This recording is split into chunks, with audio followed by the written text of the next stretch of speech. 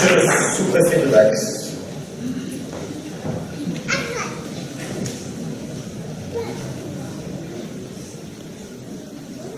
Monsieur le maire, mesdames et messieurs les adjoints, les conseillers municipaux de Souscon, monsieur le conseiller général, monsieur le président de la communauté de communes, mesdames et messieurs les élus, mesdames et messieurs, si vous me permettez en cette circonstance, chers amis, monsieur le maire, tout d'abord, mille merci de votre chaleureuse et touchante invitation. Je suis toujours très honoré d'être sur votre territoire, mais je le suis également tout autant sur le territoire de chacune des communes, qui composent ce magnifique arrondissement de Dax.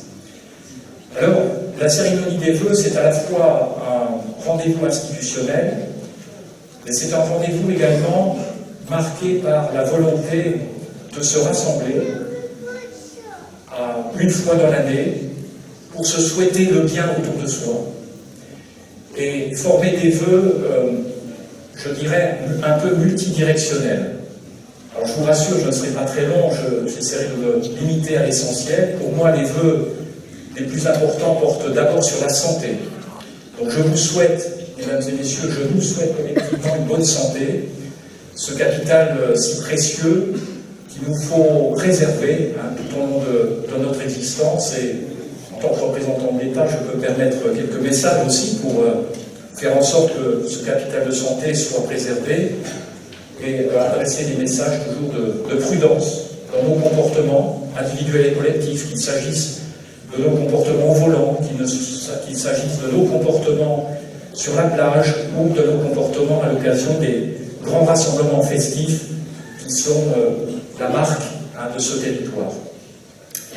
Monsieur le maire, vous avez évoqué tout à l'heure, comme il se devait, le devoir de réserve qui s'attache, je dirais, à nos fonctions et à la période que nous vivons. Je dirais que le devoir de réserve, c'est mon quotidien. C'est le vôtre en ce moment, mais c'est mon quotidien. Et ce devoir de réserve ne doit pas, malgré tout, nous brider dans notre action.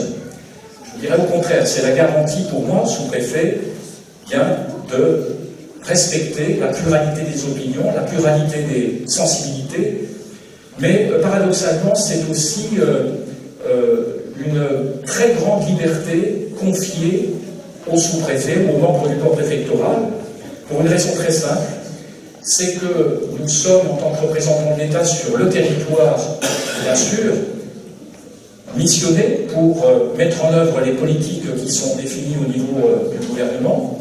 Mais n'oublions pas que ces politiques nationales, ces politiques publiques, qui sont définies dans leurs grandes lignes par les ministres et les administrations centrales, sont mises en musique. Elles sont déterminées, en quelque sorte, à travers un mode d'emploi qui nous appartient à nous de mettre en œuvre sur le territoire avec une très grande liberté d'action, dès lors que nous en respectons l'esprit et la lettre. Eh bien, je pense que dans l'arrondissement de Dax, avec les élus, avec l'ensemble du corps social qui le compose, c'est une mission absolument exaltante que j'ai l'honneur de remplir maintenant depuis plus de 2 ans. Ce quotidien, il est fait de multiples rendez-vous.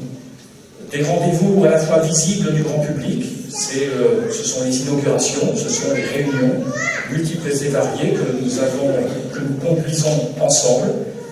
Mais c'est aussi un travail qui n'est pas forcément visible et qui est énorme. Et là, je voudrais rendre hommage effectivement aux élus de ce territoire, que j'ai trouvé encore en 2013 très engagés, très mobilisés au service de leurs projets d'aménagement du territoire, de développement économique, d'amélioration de la sécurité, des élus très compétents, très professionnels, avec lesquels j'étais tout le temps en résonance. La plus-value, si je puis dire, que je peux éventuellement apporter, c'est d'aider les élus, d'aider nos collectivités territoriales à gérer la complexité juridique, la complexité des normes que vous connaissez maintenant. Le corpus juridique ne fait que s'enrichir et la mission du sous-préfet, c'est d'aider justement les collectivités à gérer cette complexité, à la rendre soluble en quelque sorte et à faire en sorte qu'elle ne soit pas un frein à la réalisation des projets. Et puis, une autre mission, je dirais, concomitante, eh bien, c'est, je dirais, d'améliorer la vie quotidienne de nos concitoyens, de faire en sorte que ces politiques publiques qui sont très théoriques, qui sont définies dans les administrations centrales que j'évoquais tout à l'heure, dont vous entendez parler au journal de 20h, eh bien, c'est de les territorialiser, c'est-à-dire de les rendre concrètes en tenant compte de l'histoire, de la sociologie, de la géographie, des traditions locales. Une politique publique déterminée, comme l'emploi, eh bien, ne se décline pas de la même façon dans les Landes que nous pourrions la décliner dans le Pas-de-Calais ou dans ce lointain territoire de Belfort dont je suis originaire. Eh bien, il faut que nous nous imprégnions de ces réalités-là. Et grâce à vous, Monsieur le maire, Monsieur le Président de l'Association des maires, Mesdames et Messieurs les élus, mais également grâce à vous, Mesdames et Messieurs, parce que j'ai l'occasion également de vous rencontrer à multiples occasions, au sein d'associations ou à l'occasion de certaines audiences, eh bien, c'est une mission tout à fait exaltante que je réalise.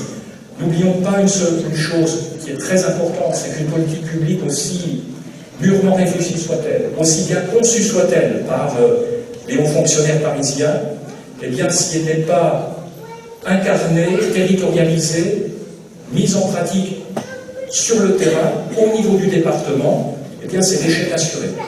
Donc, c'est dire la responsabilité qui repose sur nos épaules, collectivement, élus et préfets et sous-préfets de département. Et alors, on parle de la régionalisation, donc de la montée en puissance de la région, des préfectures de région. Eh bien, nous devons rester conscients du fait que les départements doivent pouvoir disposer des moyens humains et matériels d'incarner, de territorialiser ces politiques publiques que nous évaluons périodiquement.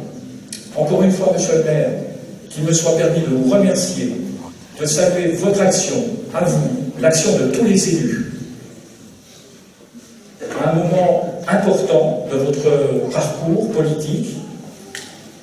Comptez sur moi pour vous appuyer, vous exercer ma mission au service de l'intérêt général, avant bien sûr de laisser toute sa place au débat démocratique et avant de laisser le dernier mot aux urnes en mars, puis en mai prochain.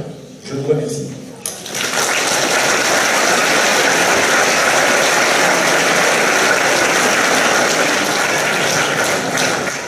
Merci beaucoup, monsieur le préfet. On ne commente pas d'habitude une intervention de l'État, mais là quand même. Je veux dire deux choses. On demandait à Eric si on ne pouvait pas étendre le périmètre de l'axe au territoire de Belfort. Il est de chez nous. Et puis vous dire des choses, monsieur le préfet, vous parliez des comportements sur la route, des comportements dangereux, en particulier liés à l'alcool. Je parle sous le contrôle du conseiller général du canton, Hervé, dans le canton, dans les maires, je ne vois pas qui pourrait avoir ce genre d'addiction, sauf peut-être entre Nice et Géo.